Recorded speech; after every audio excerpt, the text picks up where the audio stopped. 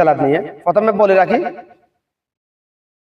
Reel video দিয়ে যারা আমাকে কমেন্টে বলেন, আমার অনেক শুভাকাঙ্ক্ষী আমাকে বলেন যে ভিডিও এত লম্বা কেন করো, রিল ভিডিও এত লম্বা ভিডিও মানুষের দেখার এত সময় আছে, ধৈর্য আছে? ধৈর্য না থাকলে আমার কিছু করার না ভাই, আমার তো ধৈর্য আছে যে আমি এখানে বসে যতক্ষণ কথা বলবো ততক্ষণ আমার আমল নামা শুধু নেকি লেখা হইতেছে, অগণিত নেকি লেখা হইতেছে, শুধুমাত্র নেকি লেখা হইতেছে ভাই।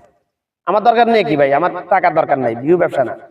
রিল ভিডিও কারা করবে? যারা ভিউ ব্যবসা করার জন্য কথা বলে। আমি তো ভিউ ব্যবসা করার জন্য কথা বলতেছি না ভাই, এই জন্য আমার ভিডিও লং হবে। দুনিয়ার জীবন সংক্ষিপ্ত, আখিরাতের জীবন শুরু আছে শেষ নাই। আমি কথা বলছি আখিরাতের জন্য, এই জন্য আমার কথাগুলো লং, ভিডিওগুলো লম্বা। যারা আখিরাতে, যারা নিজের কলব পরিশুদ্ধ করার জন্য, কলবকে শয়তানের অসুয়াশা মুক্ত রাখার জন্য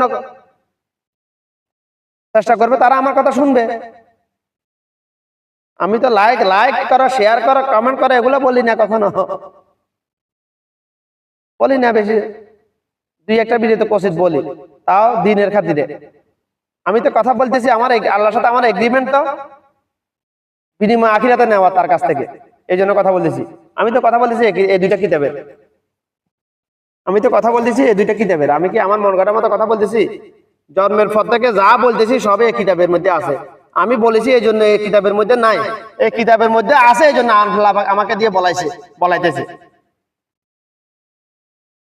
কেন এবার বুঝাতে পেরেছি আশা করি। রিল ভিডিও কারা তৈরি করে, আমি কেন রিল ভিডিও তৈরি করি না, এখন কিছু কিছু ক্ষেত্রে বিষয় তৈরি করা লাগতেছে, প্রসঙ্গ একটা তৈরি করে যেটা সম্ভব আর কি। রিল ভিডিওর মধ্যে কথা কাটিং হয়ে যায়, কাটিং।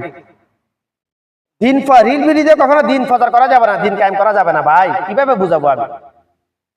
আমাকে অনেকে এখানে সরাসরি অনেকে বলছে ভাই এত ধৈর্য মানুষের আছে নাকি, এত বড় বড় লম্বা লম্বা ভিডিও কেন তৈরি করা ভাই? দিন ফজার রিল ভিডিওতে তো দিন ফজার, দিন কায়েম করা যাবে না ভাই। আমার উদ্দেশ্য তো দিন ফজার করা, দিন কায়েম করা ভাই। ওয়াল্লাহি আলেম, আল্লাহর কসম করে বলতেছি, আমার আল্লাহ আমার কলবের খবর জানে, তোমরা না জানো না। তোমাদের ধৈর্য থাকলে শুনবে, না হলে নাই আমার। হ্যাঁ, তবে যখন কোরআনে কোনো আয়াত, একটা সূরা তেলাওয়াত চলতেছে, তখন ওটা অফেন করে কেটে দিলে গুনাহগার হবে তুমি, সাবধান। এই জন্য আমি কোরআনে আয়াত বেশি বলি না, আমি বাংলায় কথা বলি। আয়াতটাকে কোরআনের তাফসির করি, আমি হাদিসে তাহকিক করি, সায়েন্টিফিক ব্যাখ্যা দিই আমি।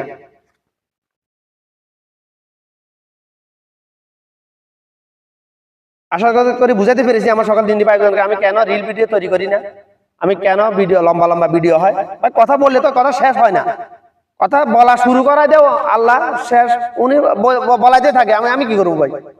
ওই দিক থেকে আসে, দিক থেকে বের হয় ভাই, আমার কি করার ভাই?